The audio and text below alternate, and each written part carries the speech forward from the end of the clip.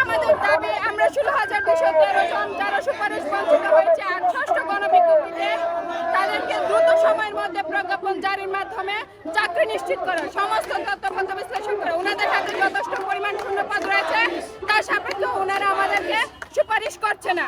আমরা চাই পাঠদান কক্ষে গিয়ে পাঠ দিতে, শিক্ষাদান করতে। আমরা এখানে রাস্তায় কোনো মিছিল হয় হুল্লোড় করতে আসিনি, কোনো রাজনীতির ইস্যু নিয়ে এজেন্ডা বাস্তবায়ন করতে আসিনি।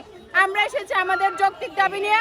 আমি সমস্ত মিডিয়া ভাই বোনকে, আমি জানি মিডিয়া হচ্ছে সরকারের চতুর্থ অঙ্গ, তো আমরা মিডিয়ার মাধ্যমে আমাদের দাবিগুলো তুলে ধরতে চাই। মিডিয়ার ভাইরা আপনারা আমাদেরকে হেল্প করুন, আমাদের দাবিগুলো আপনারা আমাদের সহযোগিতা করুন। 16,213 জন প্রার্থীর চাকরি নিশ্চিত করুন। আমাদের একটাই দাবি, চাকরি চাকরি চাই সবাই, আর বেশি আমরা কিছু চাই না।